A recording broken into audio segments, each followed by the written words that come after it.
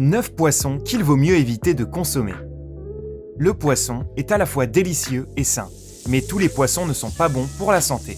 Voici 9 types de poissons qu'il vaut mieux éviter de consommer, ou alors seulement de temps en temps. Certains d'entre eux sont particulièrement dangereux pour les enfants et les adolescents. Regarde attentivement cette vidéo et fais attention. 9. Poisson-chat importé. Le poisson-chat peut atteindre une taille considérable. Pour accélérer leur croissance, beaucoup de producteurs les nourrissent d'hormones, en particulier dans certains pays asiatiques. Le poisson-chat sauvage est beaucoup moins dangereux pour la santé et bien meilleur d'un point de vue nutritionnel. 8. Maquereau. Le maquereau contient du mercure, qui au lieu d'être éliminé de notre organisme, s'accumule en causant différentes maladies. À cet égard, le maquereau atlantique est le moins dangereux, donc tu peux en manger autant que tu veux. Mais la quantité de maquereau recommandée est de 200 g par mois pour les adultes et 100 g par mois pour les enfants.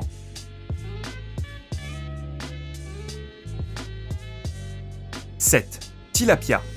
Il n'y a pas beaucoup d'acides gras sains dans le tilapia, et la concentration de mauvaise graisse y est presque aussi élevée que dans le lard. Une consommation excessive de ce poisson augmente le taux de cholestérol et rend le corps plus sensible aux allergies. Le tilapia est déconseillé pour ceux qui souffrent de troubles cardiaques, d'asthme et d'arthrose. 6. Anguilles. Les anguilles contiennent beaucoup de lipides, si bien qu'elles absorbent beaucoup de déchets industriels présents dans l'eau. Les espèces américaines sont les plus touchées par cette pollution. Les anguilles européennes sont aussi connues pour contenir des grandes quantités de mercure. La quantité recommandée est de 300 g par mois pour les adultes et 200 g pour les enfants. 5. Panga. La plupart des pangas que nous voyons sur nos étalages proviennent du Vietnam. En particulier du Mékong, qui est considéré comme l'un des fleuves les plus pollués du monde. De plus, le filet de panga a une teneur élevée en nitrofurazone et en polyphosphate, ou carcinogène. Ce poisson n'est pas recommandé pour l'alimentation. 4. Poisson-tuile. Ce poisson est le plus touché par la contamination au mercure, et il est souvent pêché sans respect des normes, ce qui augmente le risque d'intoxication alimentaire. La quantité recommandée est de 100 g par mois pour les hommes, les femmes et les enfants ne devraient pas du tout en manger. 3. Bar. Le bar contient une grande quantité de mercure. Parfois, et surtout quand elle est servie en filet, on te sert du panga ou un autre poisson bon marché à la place du bar. La quantité recommandée est de 200 g par mois pour les adultes et 100 g pour les enfants.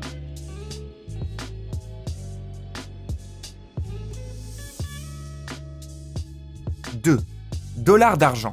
Ce poisson, plus connu sous le nom d'écolier, contient de la guimpilotoxine, une substance cireuse qui n'est pas métabolisée. La toxine n'est pas particulièrement dangereuse, mais elle peut causer une indigestion.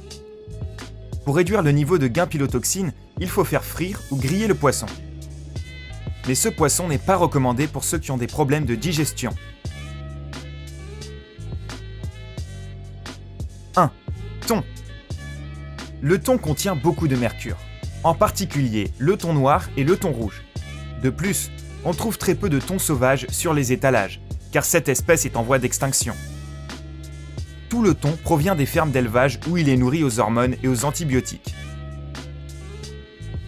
La quantité recommandée est de 100 g par mois pour les adultes, ce poisson est déconseillé pour les enfants. Comment choisir du poisson frais ? Écailles brillantes et yeux clairs. Le poisson frais a toujours les écailles brillantes et les yeux clairs. Prends un poisson dans ta main et observe. Un poisson manquant de fraîcheur aura la queue qui tombe. Des écailles sèches et des branchies grises plutôt que rouges indiquent également un manque de fraîcheur.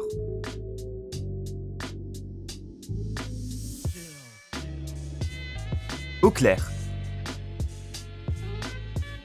Lorsque tu achètes du poisson vivant dans un aquarium, vérifie que l'eau est bien claire.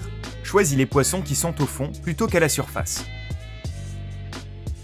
Si tu aimes la pêche, vérifie le taux de mercure dans l'eau. C'est assez simple avec un analyseur de mercure. Stries blanches. Lorsque tu achètes du saumon, choisis les morceaux avec des stries blanches. Si un morceau est totalement rouge, il aura probablement été teinté. Ne prends pas non plus les morceaux qui ont des taches sur la peau. Le poisson a été pêché pendant la période de frai et sa chair sera fade. Tu sais désormais comment choisir le meilleur poisson pour ton prochain repas. N'oublie pas de partager cette vidéo et de cliquer sur le bouton j'aime et de t'abonner pour voir plus de vidéos sympas.